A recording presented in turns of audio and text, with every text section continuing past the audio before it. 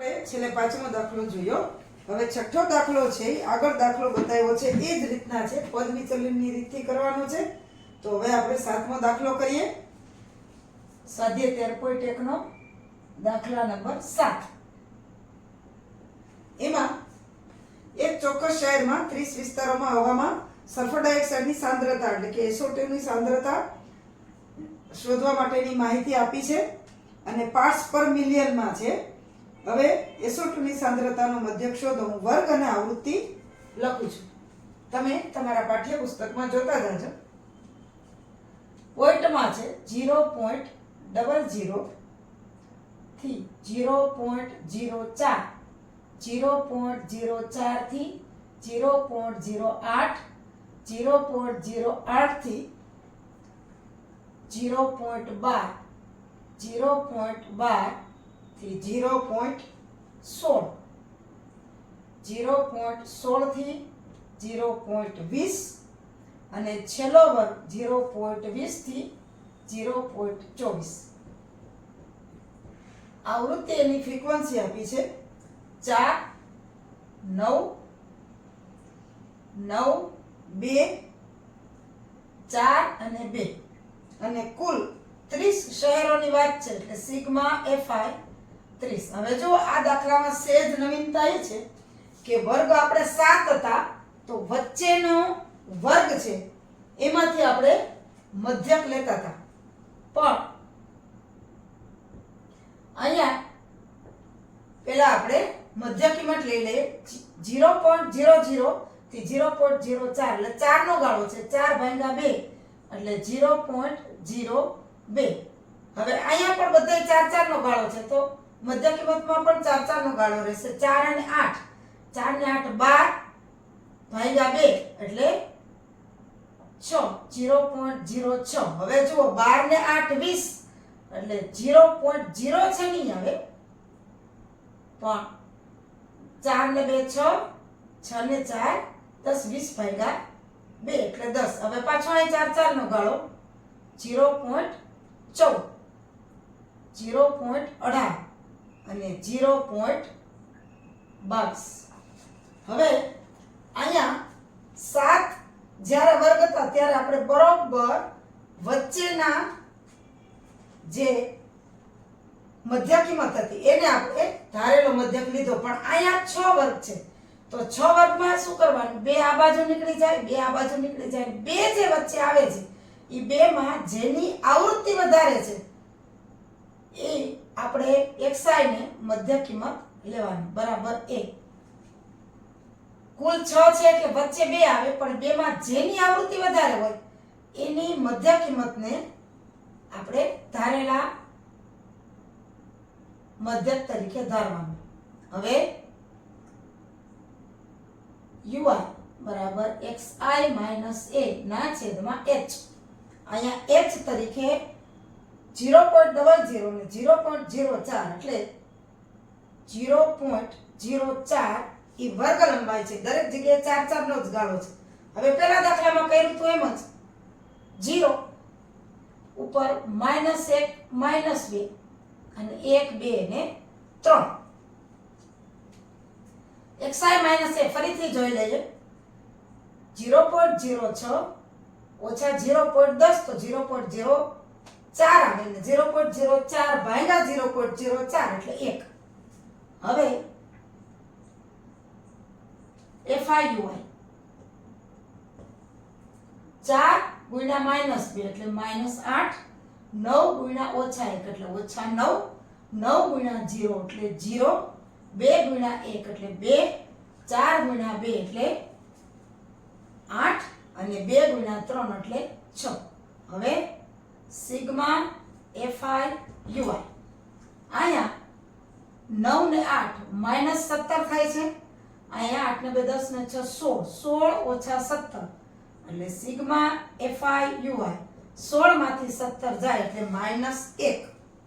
હવે એ આપણી પાસે છે, h છે, સિગ્મા FIUI છે, સિગ્મા FI છે એટલે x બાર આપણી જે પદ વિચલનની રીત છે એનું સૂત્ર a પ્લસ સિગ્મા FIUI છેદમાં સિગ્મા FI ગુણ્યા h x બાર એ 0.10 વત્તા પણ આપણે અહીંયા FI માઇનસ 1 છે એટલે -1 છેદમાં 30 અને ગુણ્યા 0.04 આંકડા નાના છે પણ પોઈન્ટ વાળા દાખલા છે એટલે થોડુંક ધ્યાન રાખવાનું છે x બાર 0.10 હવે અહીંયા માઇનસ છે એટલે માઇનસ હવે જુઓ -1 ગુણ્યા 0.04 એટલે 0.04 ના છેદમાં 30 હવે આ 0.04 ભાગ્યા 30 કરીએ એટલે સરળ બનાવવા માટે હજી હું આગળ લખું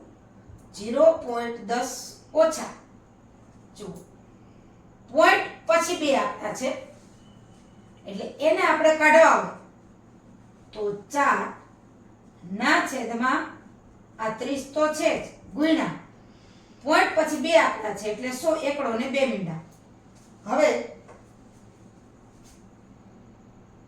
x બાર 0.10 ઓછા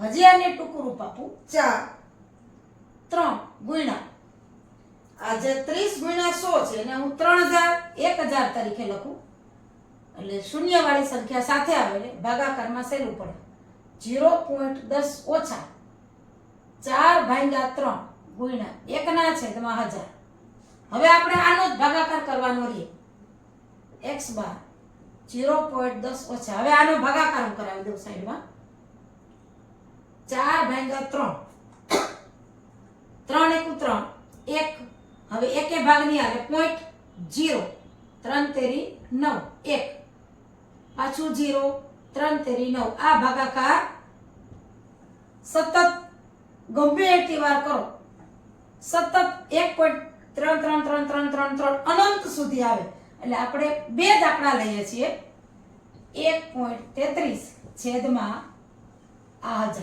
આ ભાગાકાર આપણે કર્યો 1 ના છેદમાં 1000 હવે 3 મીંડા છે એટલે પોઈન્ટ છે 3 આંકડા આ બાજુ ખસશે x બાર 0.10 ઓછા જુઓ 3 શૂન્ય છે એટલે આ પોઈન્ટ છે ત્યાંથી 3 આંકડા ખસશે એટલે 0.001 3 અહીંયા પોઈન્ટ હતું અને બદલે 3 આંકડા એટલે 1 2 અને 3 આંકડા ખસશે હવે સામાન્ય રીતે આપણે 5 અથવા 5 થી મોટી સંખ્યા હોય તો જ આમાં આંકડો ઉમેરીએ છીએ એટલે આટલા બધા પોઈન્ટ પછી 5 આંકડા છે એટલે એક જ લેશું એટલે 0.001 3 છે અને અહીં 3 છે એટલે એને અવગણવામાં આવે છે 5 થી નાના છે હવે આ બાદબાકી માં ઘણા વિદ્યાર્થીઓ મિત્રો ભૂલ કરે છે તો એ પણ હું કરાવી દઉં 0.10 બરાબર પોઈન્ટની નીચે પોઈન્ટ મૂકવાનો છે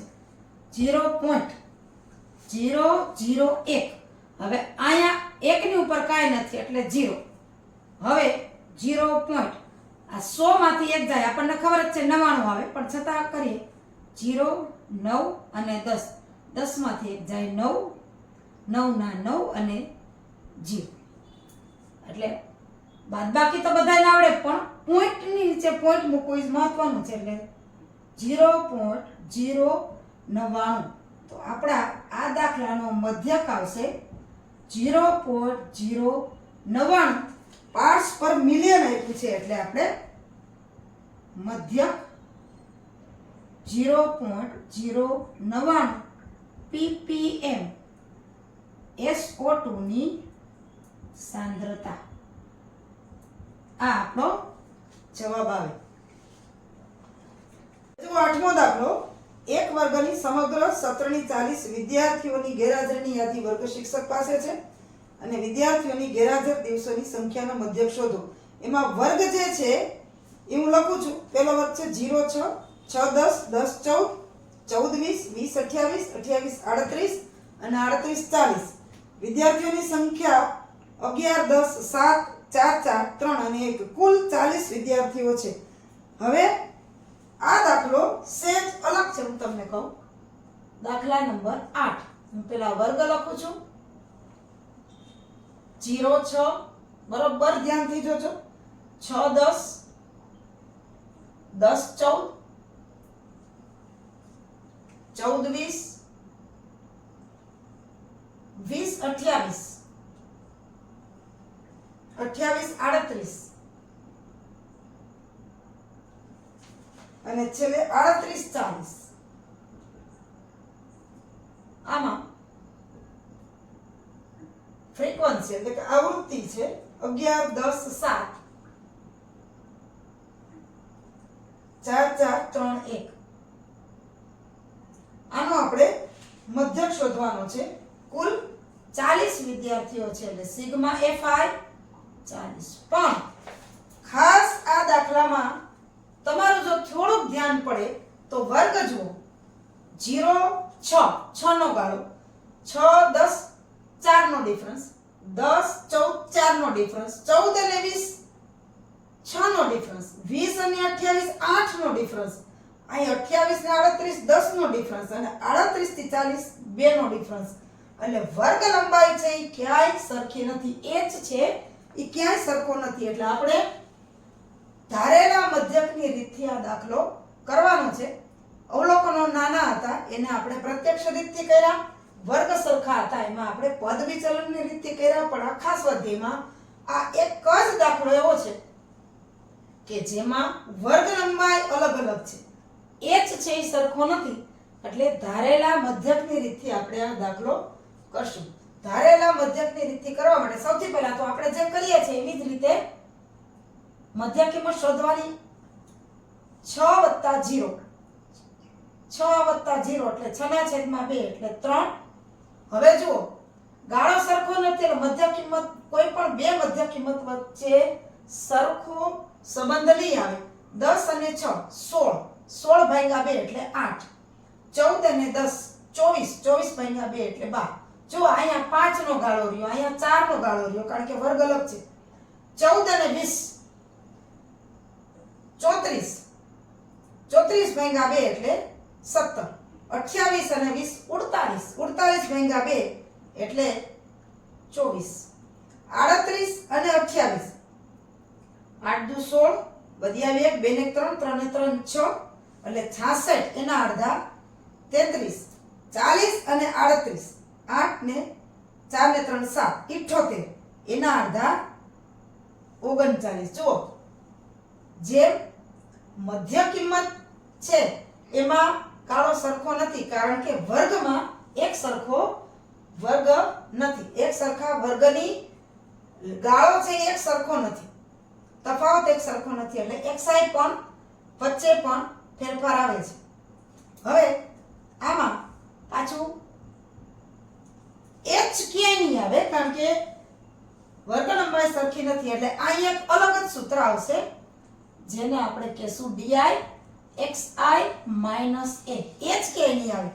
આમાં એવાની જેમ 1 2 3 4 5 6 ને 7 વર્ગ છે બરોબર. વચ્ચેનો જે છે ત્રણેય બાજુ વચ્ચેનો જે મધ્ય કિંમત છે એને આપણે a ધારીએ તો xi - a h આમાં નથી એટલો ફેર છે.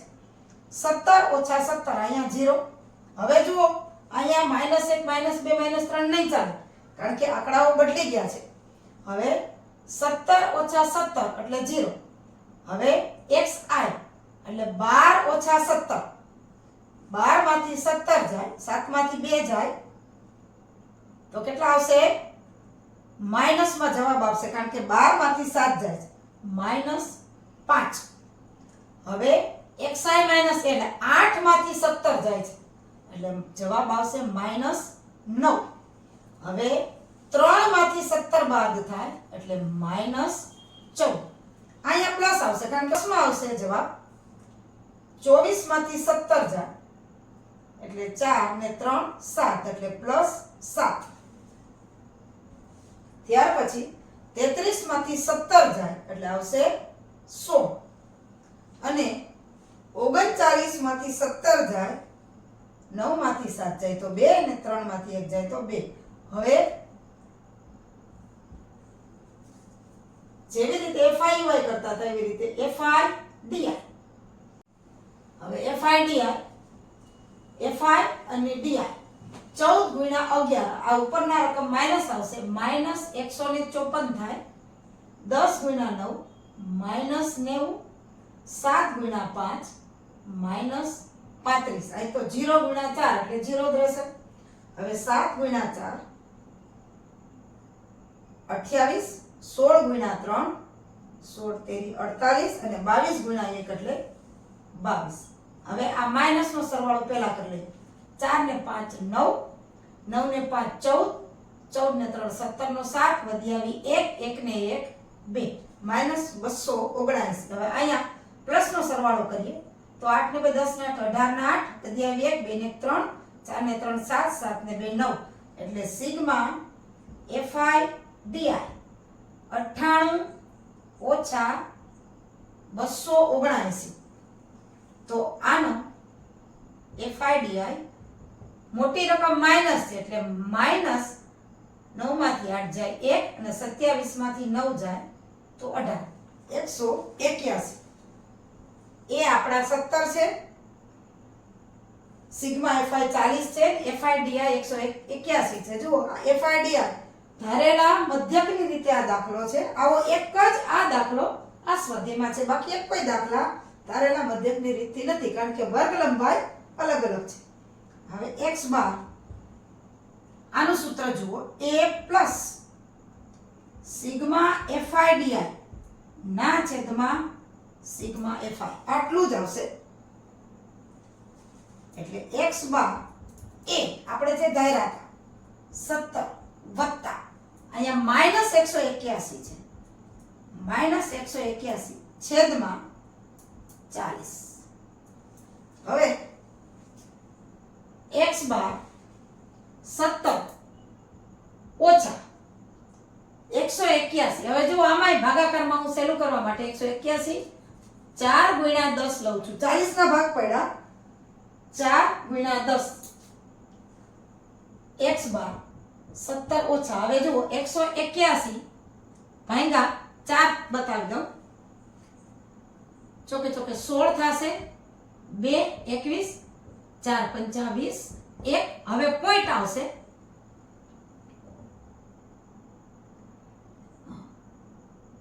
1.